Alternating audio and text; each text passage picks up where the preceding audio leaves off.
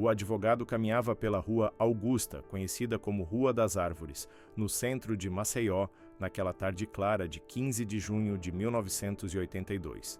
Francisco Guilherme Tobias Granja tinha 37 anos, acabara de sair de seu escritório e seguia para um compromisso de rotina. Não percebeu o homem que o seguia a 2 quarteirões, mantendo distância calculada. Não ouviu os passos se aproximando por trás até que fosse tarde demais. O primeiro e único tiro acertou sua nuca a queima-roupa. Tobias caiu no meio da calçada, sangue escorrendo pela cabeça, as pessoas ao redor gritando e correndo em pânico. Foi levado com urgência para a unidade de emergência Armando Lages. Não resistiu. Morreu sem saber que sua execução era apenas mais um capítulo de guerra familiar que já durava anos e que ainda mataria muitos outros antes de terminar. Francisco Guilherme Tobias Granja nascera em 13 de fevereiro de 1945, em Palmeira dos Índios, cidade do interior de Alagoas, com tradição política e cultural. Desde jovem demonstrou talento para escrita e investigação. Trabalhou como jornalista para publicações importantes da época: Manchete, Fatos e Fotos, O Cruzeiro, Gazeta de Alagoas. Sua caneta era afiada. Suas reportagens denunciavam abusos com coragem que incomodava poderosos. Com o tempo, decidiu ampliar campo de atuação e cursou Direito. Como advogado, conquistou respeito rapidamente. Foi assessor parlamentar, procurador do Estado, suplente de deputado federal. A mesma coragem que o definia como repórter se manifestava na advocacia. Tobias não tinha medo de casos difíceis ou de assumir defesas impopulares. Foi exatamente essa postura que o levou a se envolver diretamente na disputa mais sangrenta que Alagoas vivera em décadas: a guerra entre as famílias Omena e Calheiros. No final dos anos 1970 e início dos 1980, Alagoas era estado onde lei escrita competia com lei das armas. Nas cidades do interior, famílias influentes disputavam não apenas cargos políticos, mas controle de terras, rotas e até da própria polícia. Era território dividido entre litoral e sertão, entre urbanização tímida de Maceió e comando quase feudal dos coronéis nos rincões.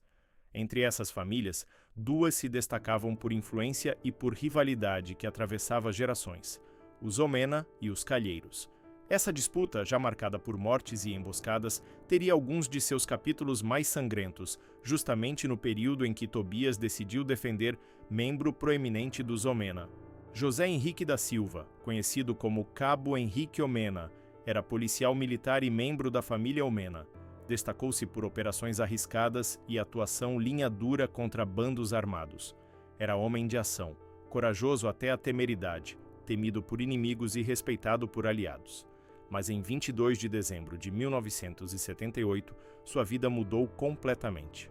Naquele dia, seu pai Silvino Henrique da Silva foi assassinado junto com 3 outras pessoas, incluindo uma criança, na fazenda Jundiar em Pilar. Os executores foram Ernesto Calheiros e o soldado Antônio Felizardo. O motivo, segundo relatos da época, foi suspeita de que Silvino havia comprado porcos roubados sem saber.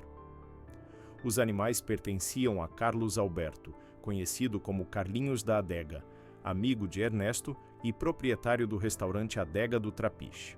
Era justificativa absurda para massacre que incluiu criança, mas na lógica brutal daquele mundo, honra manchada se lavava com sangue.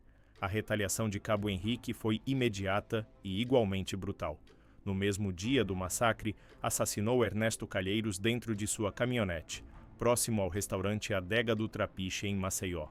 Não esperou, não planejou friamente, simplesmente executou. Era declaração de guerra aberta.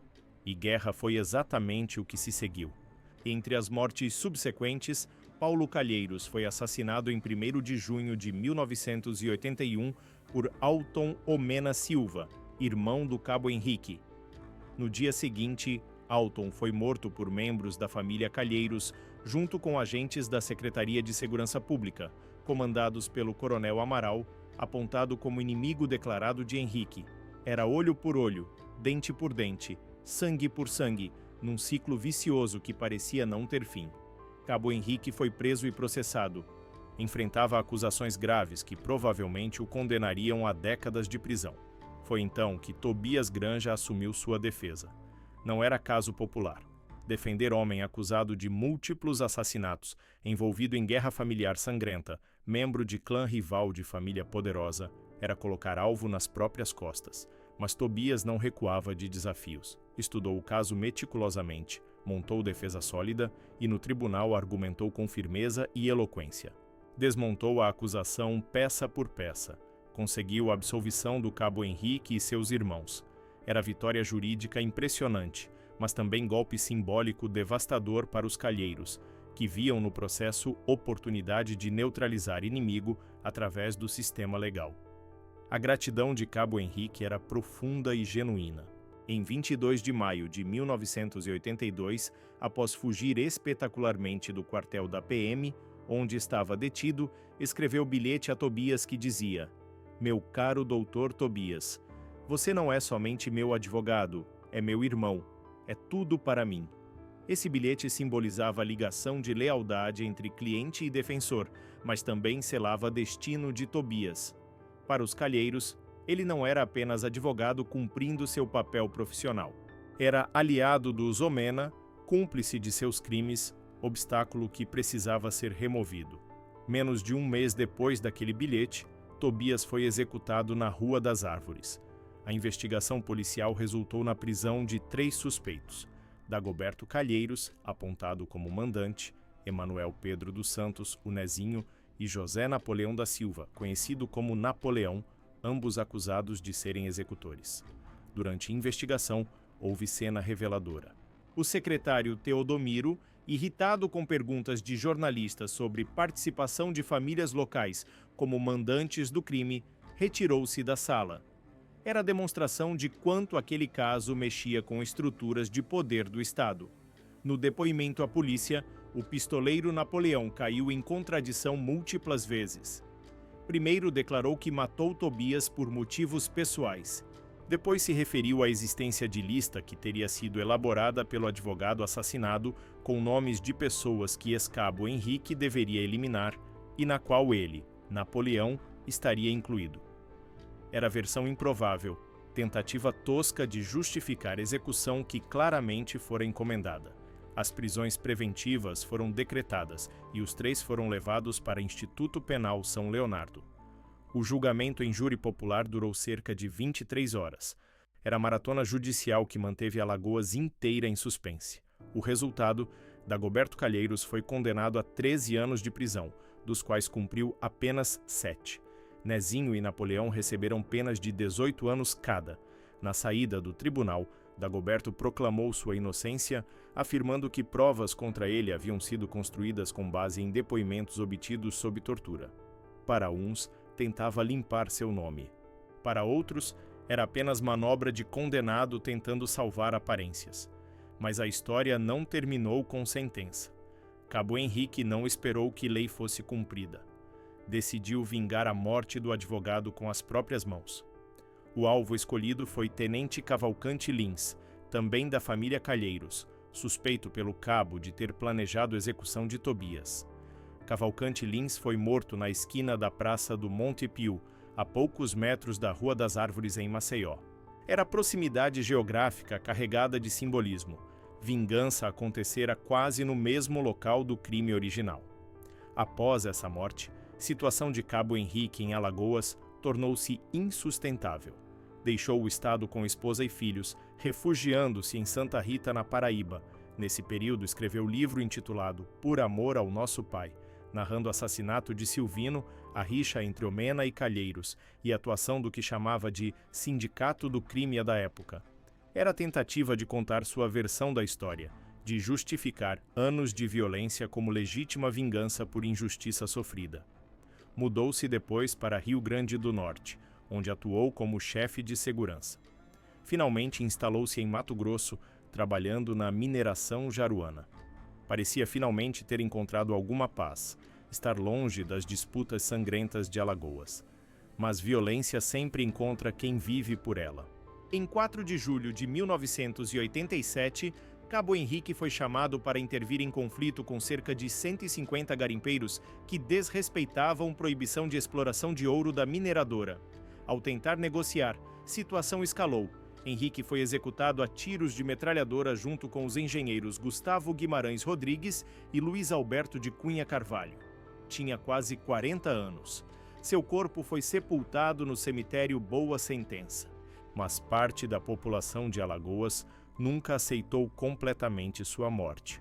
Diziam que homem tão audacioso, tão invencível, não poderia terminar assim tão facilmente. Havia rumores de que estava vivo, escondido em algum lugar, que voltaria um dia. Era a manifestação de como certas figuras transcendem realidade e se tornam lenda. Cabo Henrique, para muitos, não era apenas homem de carne e osso. Era símbolo de resistência, de vingança justificada, de coragem que não se curvava diante de nada. Após quase década de emboscadas, vinganças e assassinatos, rivalidade entre famílias Omena e Calheiros começou a perder força no final dos anos 1980. Combinação de exílios, mortes de líderes importantes, mudanças políticas e intervenção mais firme das autoridades enfraqueceu o ciclo de violência.